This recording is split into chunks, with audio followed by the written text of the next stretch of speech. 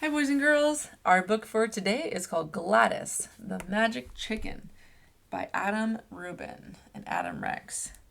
They're the authors of Dragons Love Tacos and the illustrator of The Legend of Rock, Paper, Scissors. We have both of these books on our Read Aloud channel. The Legend of Rock, Paper, Scissors is so funny. I highly recommend it. We borrowed this book from the Central Skagit Library.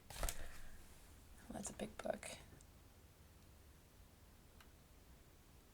Try to fit it all in.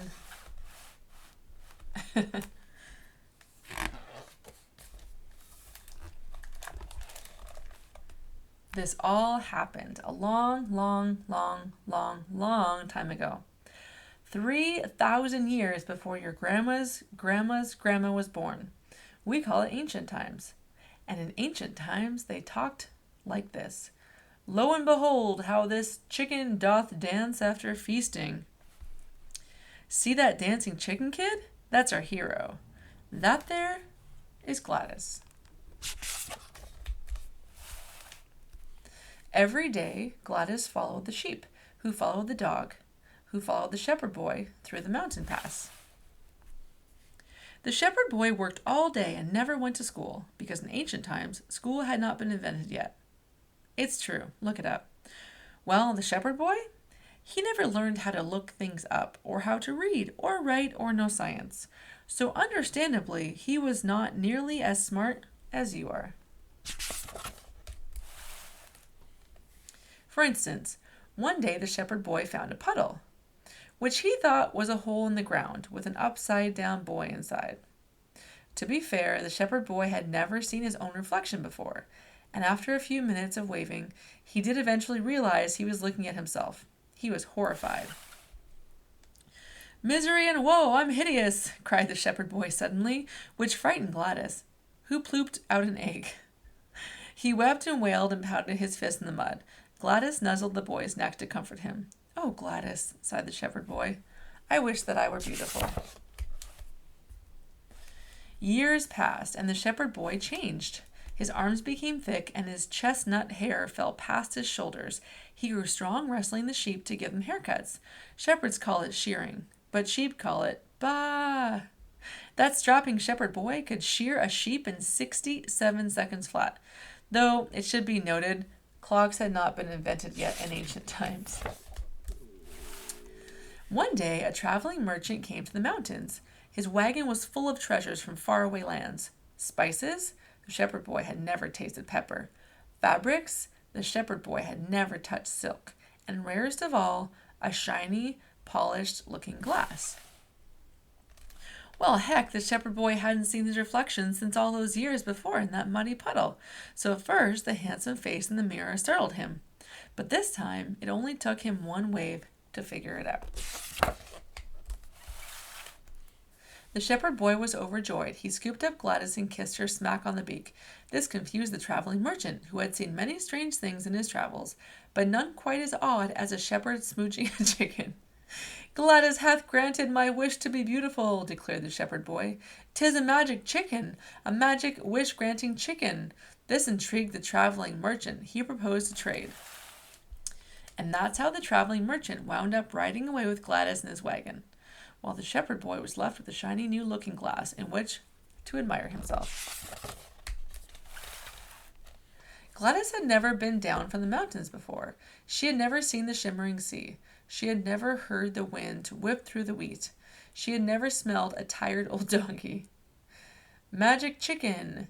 Get your magic chicken here. Every wish granted," responds to Gladys. "No wishing prior to purchase." The traveling merchant shouted till his throat was sore. The villagers in the market bought magic stones and magic bones, but for some reason none of them believed a chicken could be magic. "I wish I was rid of this stinking chicken," muttered the traveling merchant as he packed his wares. And just like that, he realized that Gladys was gone. A long-bearded bandit had stolen Gladys away and was planning to eat her for dinner. "Ye be a magic chicken, eh, Gladys?" chuckled the long-bearded bandit as he lit a fire under his pot. "Well, I wish to visit the palace of the purple poobah." The long-bearded bandit laughed and laughed, a little too loudly, actually, because a brave swordsman overheard the commotion and decided to investigate. "Hark, thief! From whence did ye pilfer this chicken?"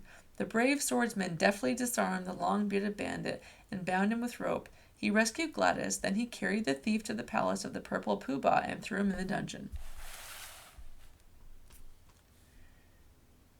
"Curse you, magic chicken, this was not what I meant," cried the long-bearded bandit.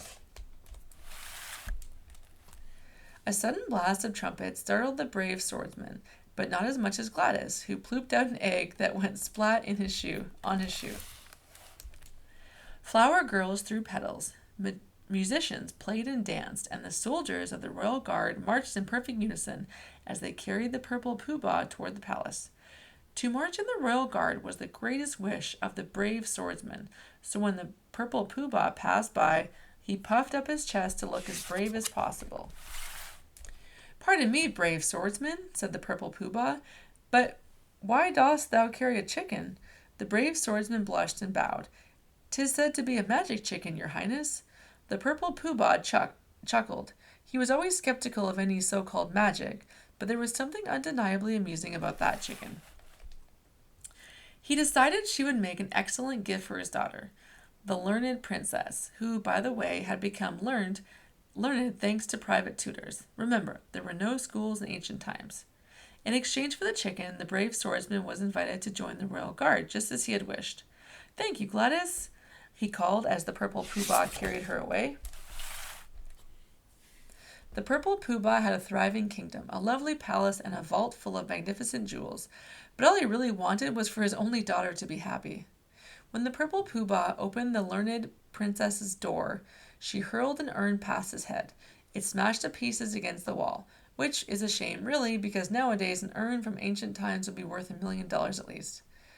"I offer a gift," protested the purple poobah. "'Tis a magic chicken named Gladys." "Get out of my room!" screamed the learned princess. The purple poobah left the chicken, shut the door, and dusted the bits of urn from his robe. "Teenagers," he shook his head.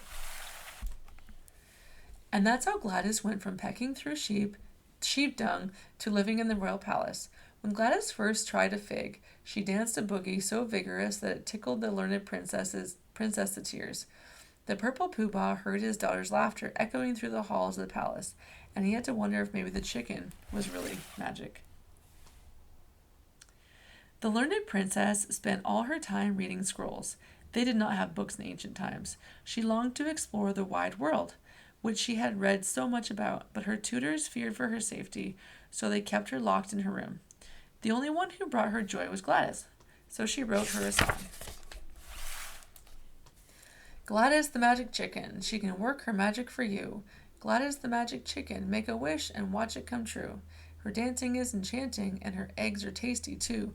Gladys the magic chicken, abra-cock-a-doodle-dee-doo." The tune was a very catchy little ditty, and soon everyone in the kingdom was singing it. But while Gladys gladly gobbled figs, the learned princess gazed out her window at the shimmering sea inside. Her real wish was to escape from the palace. The learned princess shrieked as a fearsome pirate swung through the window, flipped through the air,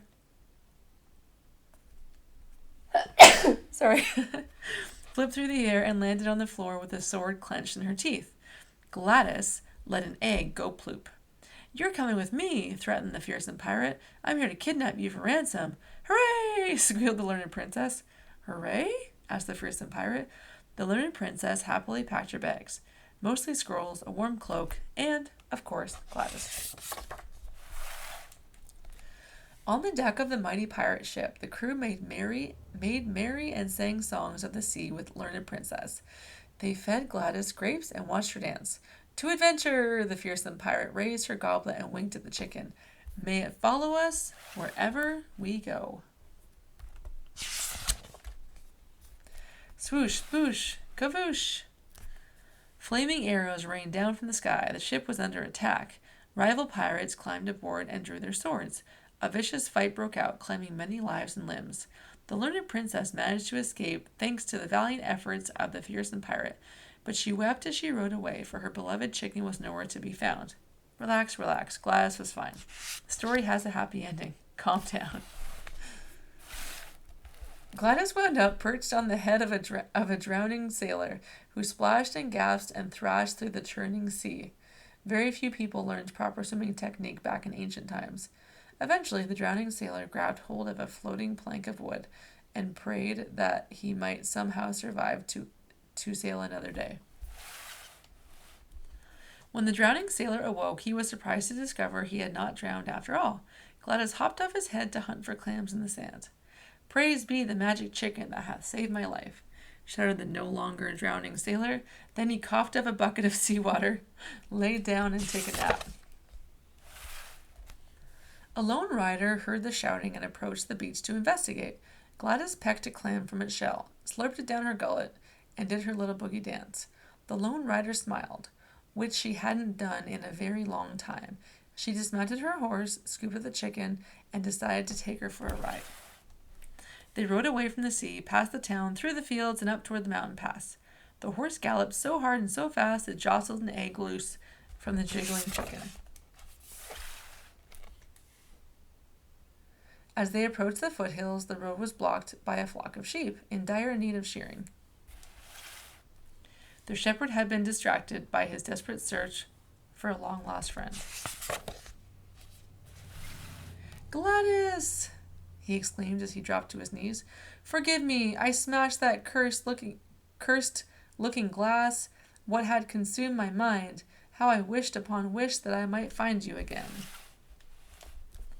The lone rider spied the shepherd's sturdy form and healthy mouth.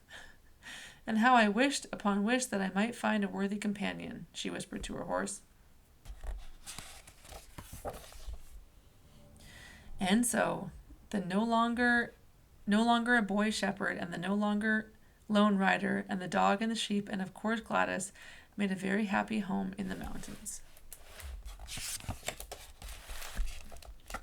Maybe Gladys never granted any wishes, but her song had already been written, and the ballad was passed down from generation to generation and translated from one language to the next, forgotten, remembered, and eventually printed in this book so that someday you, too, could share the story of Gladys with someone who wishes to see magic in the world, even if they are only looking at a chicken.